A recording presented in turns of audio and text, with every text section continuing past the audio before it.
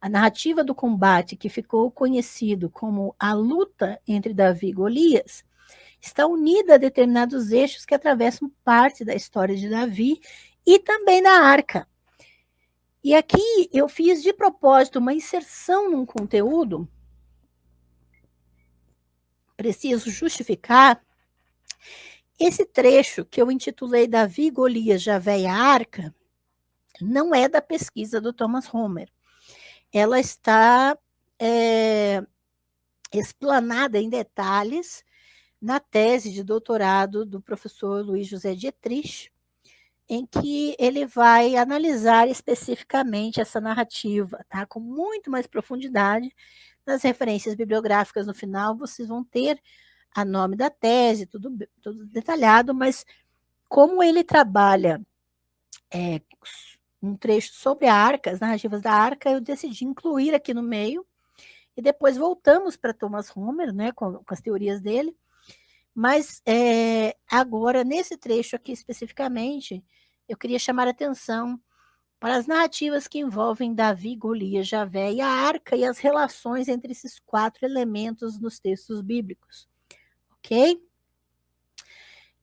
Principalmente porque essas narrativas de Davi e Golias estão no meio das tradições mais antigas da arca, tá? Então, essas narrativas estão dentro do conjunto das narrativas que contam Davi, como Davi, inicialmente um pequeno pastor sem nome, chega a ser pastor de todo o Israel. Tá? O conjunto dessas narrativas alcança o clímax quando Davi, tendo assumido o reinado sobre Judá e Israel, de acordo com a narrativa bíblica, é claro, conquista Jerusalém, a antiga cidade jebusita, e faz dessa cidade sua capital e sede do seu poder. E nela instala a arca. Então veja que isso aqui é uma narrativa posterior que vai justificar que a arca foi instalada lá em Jerusalém. É um conjunto de narrativas no qual Davi ocupa o centro das atenções. Outros personagens citados, embora historicamente tivessem nesse momento papel muito mais destacado, como Saul. Sim, historicamente, Saul tem muito mais destaque do que Davi, tem muito mais possibilidade histórica sobre Saul do que Davi, e eu mostro isso no curso Saul e o Usurpador Davi, tá? Vocês podem adquirir esse curso, que vocês vão ter tudo na mão, tá? Como Saul, Abner e Jonatas são mencionados apenas na medida em que favorecem a caminhada de Davi em direção ao trono unificado. E aí você percebe a ideologia do redator desses trechos. Esses trechos pertencem a fontes ou extratos de fontes antigas, como é o caso de Juízes capítulo 20 da narrativa da Arca, onde está 1 Samuel 4:2. O mesmo vale para 2 Samuel 10. Segundo vários autores, o relato da guerra amonita mostrou ser uma fonte independente, que incluiria 2 Samuel, capítulo 10, né, e 12. E que nele os eventos foram relatados de modo a inspirar confiança e devem ser atribuídos ao começo do governo de Davi sobre todo Israel, que conteria 2 tradições antigas, então, relacionadas ao santuário de Masfa e Betel, combinadas por um redator pós-exílico. Então, ali tem muita mão. Tem quem redigiu, quem editou, quem juntou as narrativas. Então, muita mão passou naquele texto ali. E na tese de doutorado, o professor Dietrich vai entrar nesses detalhes, também, para quem quiser olhar depois. Então, em 1 Samuel 4, temos uma tradição vinculada a Siló e a arca. Então, você vai ter no capítulo 4 de 1 Samuel, aquela tradição mais antiga, de que a arca estava vinculada a um santuário em Siló. E em Juízes 20 aparece o nome de Masfa, onde os guerreiros vão tirar a sorte, para ver quem participará da batalha contra os benjaminitas. Betel, onde vão pedir orientação a Deus, no caso, né? E nesse capítulo também a arca é mencionada.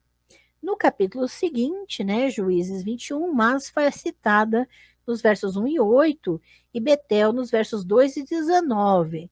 também Siló aparecerá nos versículos 11, 12, 19 e 21. E vocês vão ver, então, que se alternam santuários no mesmo capítulo, mostrando que muitas vezes podem ter origens diferentes esse mesmo texto.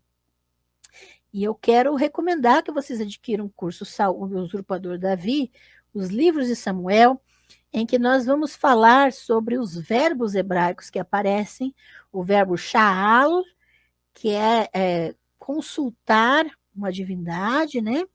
E a relação desse verbo com o nome de Saul, ou Shaul, e vamos mostrar como a possível história de Saul, ela está diretamente relacionada a esse Javé mais antigo, que está relacionado diretamente à guerra, cuja função originária é a guerra, é o ambiente militar.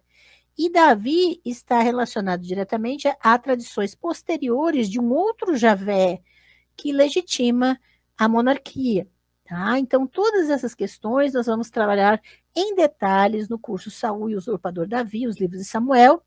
As aulas estão gravadas para você assistir quando quiser. Você recebe uma biblioteca digital, certificação e atendimento personalizado. Você pode adquirir já através do Linktree, tá bem? Então, lembrando que todos os cursos estão disponíveis através do meu Linktree. Adquira para que você tenha toda a fundamentação a respeito de Saul e Davi, ok? Muito bem. Com Gênesis 14:8, estaríamos no contexto de uma vinculação com Jerusalém.